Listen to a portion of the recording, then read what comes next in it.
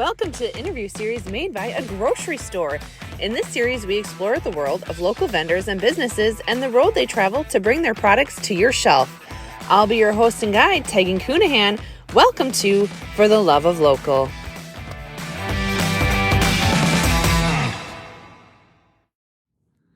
Hello, everyone, and thank you for joining us once again on For the Love of Local. I am a little bit delayed with this one, and I do have to apologize, but I went to Mexico, came back a little bit tan, and a lot of it married. So, really excited to introduce this episode to you guys. This is an episode with Wendy from Storandt Farms. She's absolutely amazing. The conversation was wonderful. It really just flowed, and I went through to edit it today, and I was like, you know what? I'm not even gonna touch it. I'm just gonna leave it exactly the way it is because there's a part where her phone rings, but we get into some really good mom conversation. So I didn't wanna delete that and then have you guys miss out on it. So without further ado, here is our episode number 3 with Wendy from Storandt Farms. I hope you guys enjoy it as much as I did. Hi everybody, thank you for joining us today on For the Love of Local. Today we're speaking with Wendy. Wendy, can you just kind of tell us who you are and what your journey has been to bring us your product so far? Well, I'm Wendy Storandt. I own Storandt Farms, and we have a line of gourmet salsas that we have selling at the grocery stores like Piggly Wiggly's. Yes. They've been pretty popular. It's a long road from where we started, but it's been quite a journey of love, I guess. You find something you love to do and you just run with it, and absolutely, and it just blows up bigger than you ever thought it could be. So that's kind of where I'm at with it. Awesome. Yeah, having a passion for something definitely helps. I mean, I know they say that in your career you should love what you're doing, but when you have a business, if you don't absolutely have passion and love what you're doing, it can be a lot.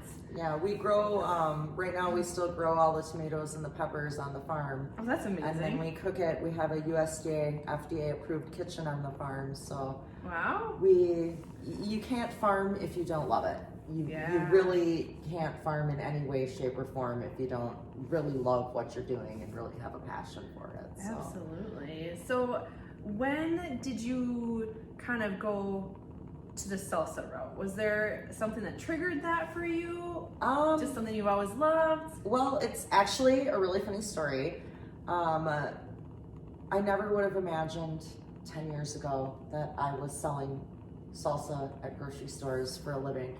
If you ask my mom and dad, they will tell you that since I was a small child, I always said that I was going to live off the land somehow. We had a local hometown grocery store called Mr. Whipple's. That's long since closed in our very small town. But I always said I was gonna ride my horse to town and I was gonna sell my vegetables at the store, and that's how I was gonna live. I was gonna live off the land. And my dad brought it up to me the other day and he says, you know, you're really not that far off from what your literal childhood dream was. But that's awesome. How many of us can say that? Oh, it's crazy.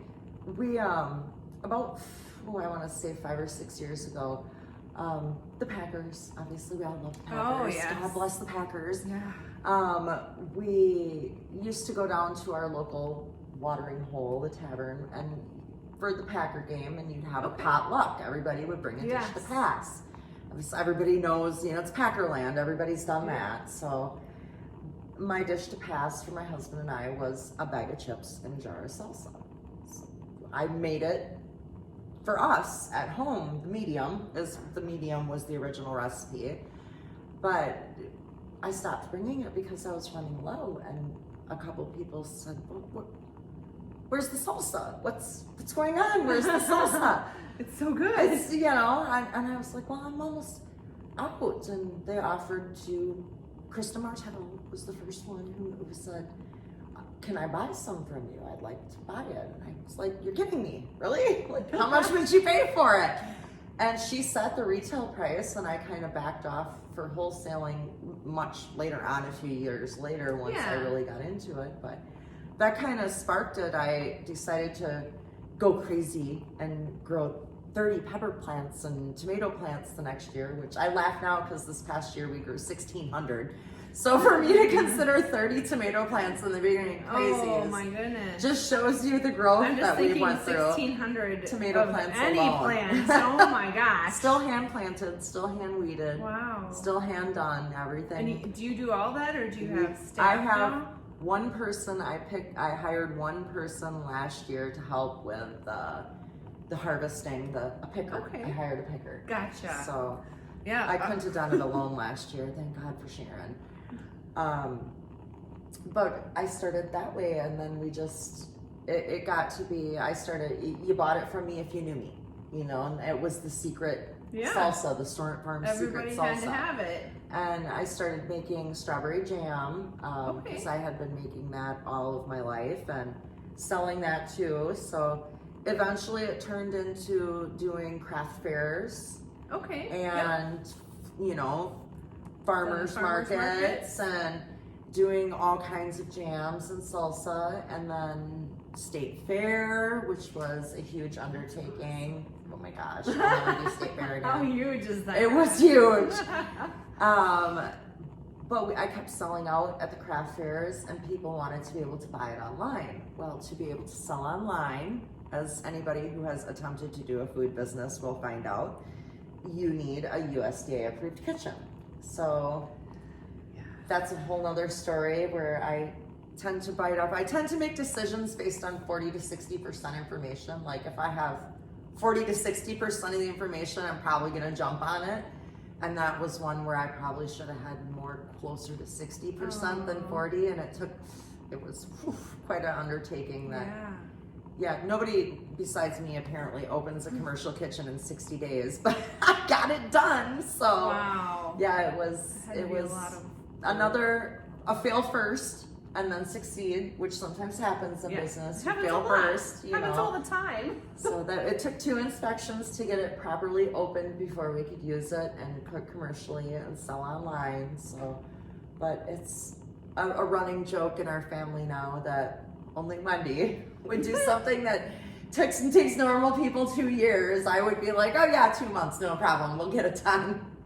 Well, and some of this is geared towards other entrepreneurs, people who may be thinking about making their own. Give yourself much more time. Go. Make sure you understand what a USDA kitchen requires. Oh my gosh, I bit off so much more than I could chew with that initial. I called in literally every favor from every single person I knew, and then some, and bribed some, and borrowed, and for the line, whatever it takes. Well, whatever it took. I had this deadline, and I was like, I'm not gonna miss this deadline. I shouldn't even say it. My son broke his arm the morning my inspector was supposed to come the first time. So, and thank God he broke his arm because I was not ready. And it was legitimately he broke his arm. Oh, but it gave me an extra 30 days to. Because initially, when you call and say, hey, I want to do a commercial kitchen, like, they just like, okay, you're on the list, you're in for the next 30 days. And I still hadn't even started building it yet. So. Oh, jeez. Oh, my goodness. Yeah, it was, I had no idea. It was wild. But then, once you get there, and once you're, you have the expense, it's $10,000 roughly minimum to build a commercial kitchen. And that's if you have a building already. And you're just renovating, and you can buy used equipment from a friend who owns a bar, and because you got to have commercial equipment. So bare minimum. Bare minimums. And I used all that for 2 years before I have all brand new upgraded equipment. But it was a lot to do, and so then we got into that, and I thought, well, if I'm gonna go online, I might as well sell in stores Let's too. go all out. I mean, I spent all this money on this kitchen. I might as well try to get as much back. Yeah. So then I started selling to local stores, and the local gas station gave me my first store, and then you go get a couple more gas stations, and then you build up, and then you get enough where you can be brave enough to go to your first grocery store. Thank you, Hanson's IGA, for giving me my first grocery store. But then, it just grew and grew and grew and grew and grew from there. So we were talking a little bit before we started filming, and then I was like, oh boy, we better just start filming because we're going to catch so much good information. Yes. But my family is actually from the La Crosse area. Oh, okay. So when you say like Holmen, my grandparents lived in Holmen. My grandma and grandpa still live in Onalaska. We've got Arcadia. We're kind of spread out in that area. So when you I'm said all over that area too. we know exactly where you're at. So yeah, and the little you guys might be able to find her salsa in your grocery store too. Yeah, like Sparta? all over Sparta and the festivals and all very cool. If it's in La Crosse and it sells food, I'm pretty much in it at this point. That's so awesome. Yeah. So then when did you kind of start branching out towards the Madison area? I started this last year. Like I said, I've done everything slowly. No loans, of course. You know, I don't like to. Amazing. Well, I tried, honestly. Another entrepreneur note: you must be in business for 2 years with your LLC to get a bank to look at you for a loan. Yeah, for sure. Well, if you can make it for 2 years without a loan, you don't need one. Plain and simple. So I did the 300 tomato plants or the 30 tomato plants, I should say, and then we went up to 200. And then 400, and then 800, so that's and a then pretty 1600. wild growth. Like that is you know, that's not a long time to establish a business. It takes a lot of businesses many years to become or to see the growth that you've had. We LLC'd in June of 2015. I LLC'd and became officially a business. Besides just because you don't need that to do farmers markets or craft fairs. Okay. You can work under the pickle belt, it's called in Wisconsin. But you don't need as much certification for that. But there are limits to where you can sell, who you can sell to, and how much money you can make under that. If you want to actually live off of what you're doing, you gotta go big or go home. Yep. So this spring I said, I'm going to expand to Madison. I'm either going to go north or south. Which area is bigger? Which area is better? I'm going to do Madison, and then hopefully once I completely inundate Madison with my wonderful deliciousness, then we'll head over to Milwaukee and maybe south to Chicago. Cool. And are you part of what drew me to Wendy was her persistence. So, and for no reason other than the fact that we get busy as small business owners. I had tried Wendy's salsa. She brought us a sample. It sat upstairs for a little bit of time just because we finally got to sit down and try it. And then she still didn't get a call back because I was literally, I wanted to, and it was delicious salsa. Like, it is so good. There's chunks, and I'm like a salsa chunky salsa I'm a chunky lover. person. Yep, love it. It is really good. So you guys, if you haven't stopped by and tried it yet, make sure you stop by. It's in the produce department right now. But anyway, Wendy's persistence was so awesome. And it wasn't like, you know, and I hate to say in this fashion, but it wasn't an annoying persistence. Like, you had timed out your calls and your stops. And so I was like, yes, every time I was like, yes, I'm going to call her. I'm going to call her. And then one day I finally just picked up the card and emailed you. Yeah. But yeah, I'm so peer pressure. Here, have a sample, try it. I'll stop back in a few weeks. You let me know what you think about it. And that's pretty much my sales has that been your marketing the entire time? The entire time, that's how I do it. Wow. I find that, you know, you're really, you know, you're a small fish in a big ocean. And if you are annoying to someone or come off as pushy, they immediately write you off. It's an immediate no. That is true. So, you know, and people really need to try it. What makes it different than everybody else on the market? What makes this product worth carrying in your store? It literally You is have homemade. to try it. You got it. It sells itself. As soon as you put it in your mouth, it sells itself. It definitely It does. It's that good. It is that good. And so one of the questions, because I always write myself a list of questions, was what separates you from the competition? But I think it's the flavor. That's it. It is. It's the flavor. It's the recipe itself is just, and it's freshly made. It's freshly canned. You know, we don't use frozen or pre-canned products. You know, we're still doing it the old-fashioned way, the way you can it at home, the way your grandma used to can it at home. I love that. So it's really, that flavor does translate into the product that you're buying off the shelf at the store. That's amazing. That's so good. So we also were discussing a little bit about family business, and we actually have quite a bit in common, it seems. Serial entrepreneurs. Yes. Yes. We have, Wendy not only has her own business, but your husband also has a business. Yes, he has a partner in his car dealership, and they run Nick's Affordable out of Black River Falls. And then we also, Ron and I together own Moling. His last name is Moling. Okay. So Moling Towing and Recovery. So at night and on the weekends, while you know you're out partying and going out to eat, you know, we're sitting at home and listening to the scanner and you know, doing tow calls at 4 o'clock in the morning, 5 o'clock in the morning, pulling rollovers off the interstate. Oh my gosh. Gotta recommend Alpaca. If you want the warmest hat you will ever own in your entire life, Alpaca. Nothing gets through them. I mean, I have towed in. We have an amazing alpaca store in Lodi. I'm telling you, Alpaca is the way to go if you're outside in the winter for any amount of time. Alpaca. So, but yeah, we do a lot of work. Yeah. And so you have how many children? One of my own and one step boy. So Okay. I have kiddos. two boys. Two boys. And have they been? It sounds like they may be busy, but have they been around during this process or? Well, the oldest basically was already moved out by the time inspiration strikes, you know. He's already gone and luckily got out of it.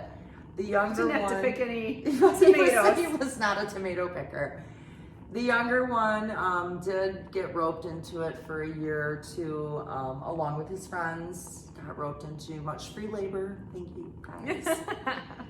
Much free labor from the children, but now they're grown and gone. So. Well, and you did a lot of that. It sounds like you grew up on a farm. I grew up on a farm. So, my mom always said, and I never understood until just recently. She always said, grocers and farmers have a lot in common. And I was like, well, that doesn't seem right to me. But then the more once you own the grocery store, then you kind of understand you're on call 24 hours a day. Anything can go wrong day or night. You're open long hours. Like it made sense. So now I kind of understand where she's saying everything's your responsibility. Yes. Yep. And the buck stops with you, baby. It is. It's farming at really any time you cattle own your own out or business. refrigeration down. Yep. It's your job. Yeah. Well, you know, and you gotta own that. Yeah. You really do gotta own it. Well, and that's you know? where loving what you do has to come in there when you're up at 3 o'clock in the morning taking care of something. Taking care of a tow after you were out on the road all day and there's my phone.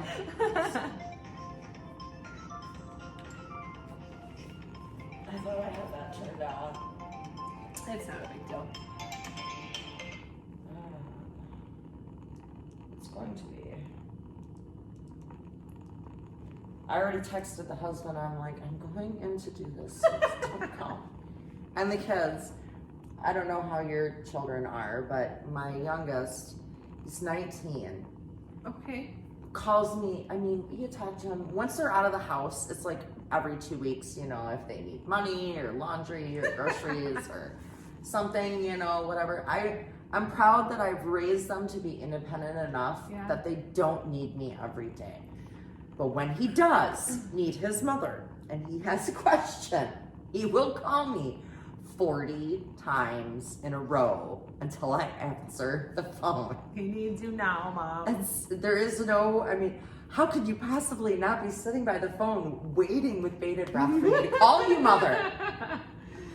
Oh, it's so hard.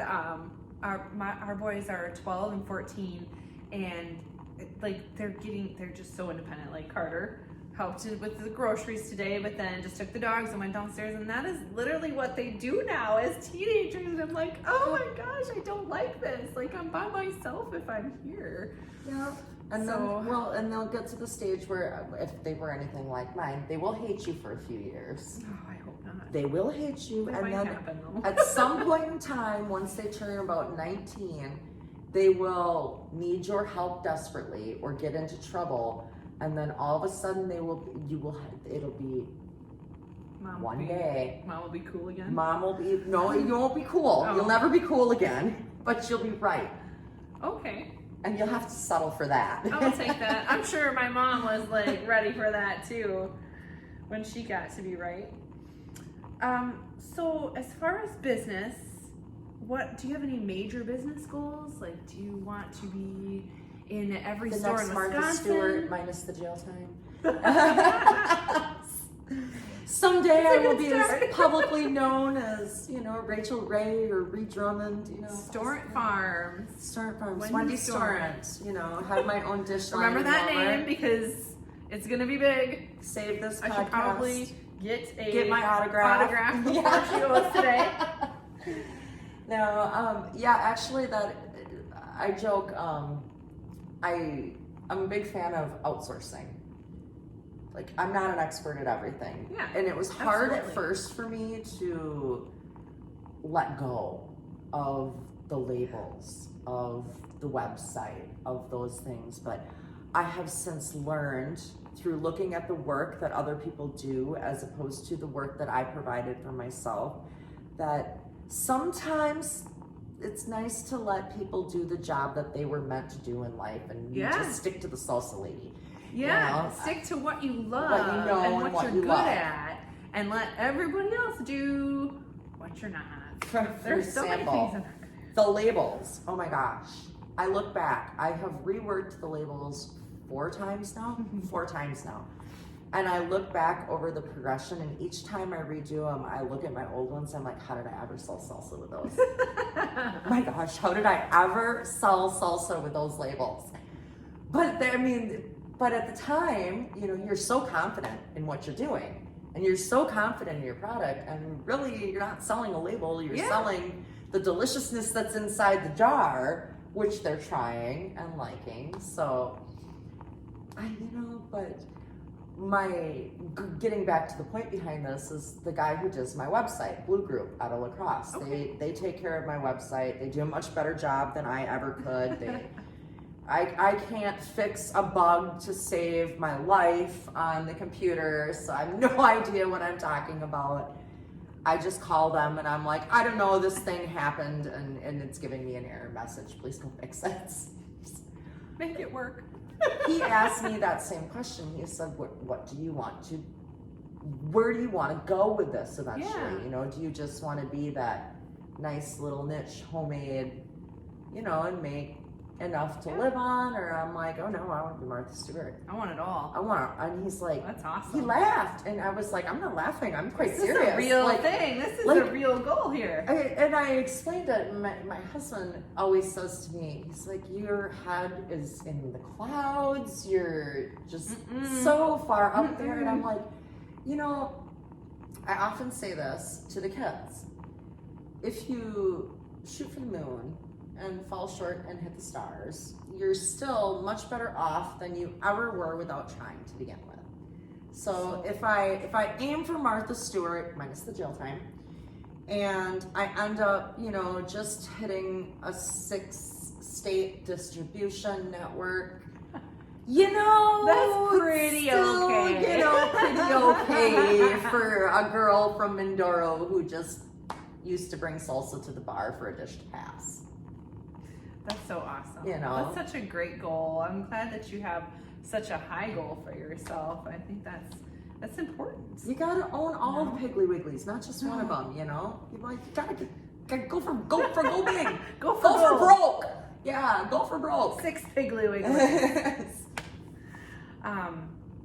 So we've been over so much, and there's so much good information. I'm so glad we were able to talk today. If there was one piece of information for an entrepreneur, what would you want them to know?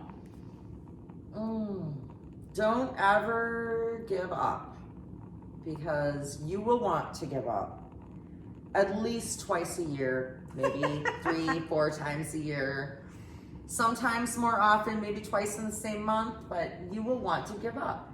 It will be hard. You will come across obstacles that you will think there is no way possible that I'm ever going to be able to get past this.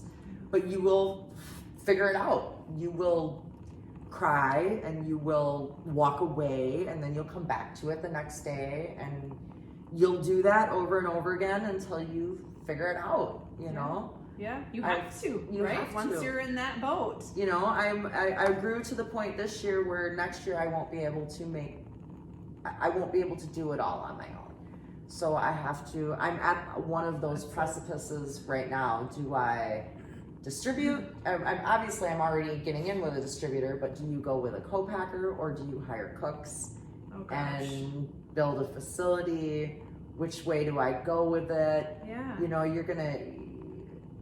for me, that's going to be the hardest thing to give up, is actually doing the cooking myself. Actually viewing every tomato and every pepper that goes into the product. Trusting someone else's standards. Trusting somebody else to have the same extraordinarily high standards. Yes. But I'm going to have to. I just signed with L&L Foods for distribution. They were our last interview. Oh, really? Yes. Todd? Yes. Yes. We did Keith. Oh, okay. It was crazy holiday time. So we said, what does she want to do? Kind of went back and forth, and Keith came in on a Thursday afternoon and sat down with us, which is our regular day. So, but that's perfect. So first distribution network, and he's going to take over for down in this area, and hopefully be able to. I'm so excited for build up some more stores for me. So that's. Again, family business too. Yes, but it's scary because you're giving up that face-to-face contact, that regular contact with your customers.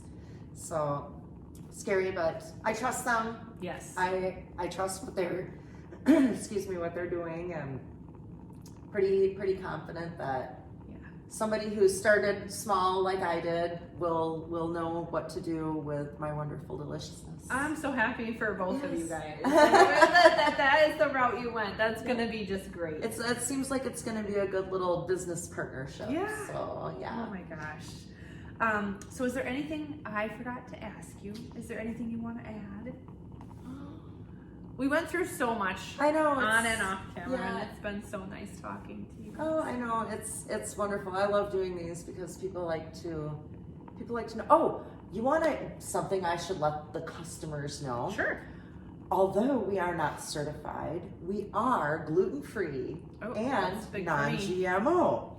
I'm a celiac, so I tried it already, so I already knew, but that's good to know. Yes, I know. We were working on getting certification, but the certification costs roughly $2,000 for the first year. Oh, so maybe soon. Maybe next year we'll put that little button on the label, but until then, rest assured we are gluten-free. Awesome. So, and where can we connect with you online? You did mention a website. Yes, it's just www.storandtfarms.com. STORANDT farms with an S.com. I made that mistake the first time I emailed you. Yeah, so we still have some of the jams are still dwindling, but available online. They don't sell in the grocery stores. It's an online only. And then of course you can get the salsa online, but you got to pay for shipping, so you're better off going to Lodi or going to the Piggly Wigglies and just picking it up for a little bit less money and a lot less in shipping charges. So. All right. So this is a totally off the wall question, but I was trying to think of something that is really important to me, that is really important to everyone, and it's music. Right? So do you have a favorite type of music, or even a favorite artist, or anyone that you want to share that you can recommend to us and tell us why? Oh my gosh. A favorite artist. You do? Oh Lord. You can just pick a type too, like if you just like country, or you just like... It's really hard for me because, I grew up on everything, you know. I've been to Madonna and Oh my gosh. Kansas City. I've been to, or Oklahoma City, I had to go to. I saw Rush, and the lead singer, I believe it was, just passed away. Yeah, I think I saw that. Yeah. So thank goodness I got to see Rush in concert before that happened. I have to say though, best concert I've ever seen, hands down, best concert I've ever seen was Tom Petty. Oh, Nate's gonna be so jealous when he watches this. He wanted to go so bad, and then he passed away and we weren't able to go. I saw him at Summerfest many, many years ago, and it was like a tradition at Summerfest. It was like a brand new CD played on a brand new stereo for you and 10,000 of your closest friends to hear. It was, they played from the Traveling Wilburys, and I mean, I'm old school, so I like, you know, Tom Petty and that, you know. Yeah, the traditional Tom Petty. I am hoping, my girlfriend is trying to get us tickets from a friend of hers, because Milwaukee's sold out for Motley Crue.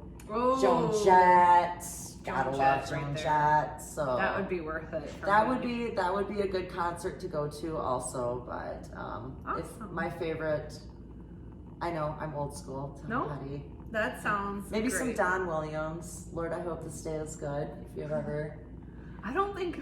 that's I'm gonna old have school to see country. Now, this is That's why we old do this. school now country. We're gonna have to figure out who this is. If I don't know it, I'm gonna be in trouble. Yeah, or little Steve Earle. You know, like I said, I'm. But everybody knows who Tom Petty is. Yes. So. Yes. All right. Well, I think that's all I have for you today, Wendy. Thank you so much for joining us. Thank you so much for having me. Nice to have you and find out all the inside scoop. Again, this is Wendy from Storandt Farms, and you can pick her salsa up in our produce section. So feel free to stop by and grab some, or it sounds like you're going to be able to have that at quite a few locations now too. But remember, Wendy Storandt. Have a good one. Thank you for joining us. Bye-bye.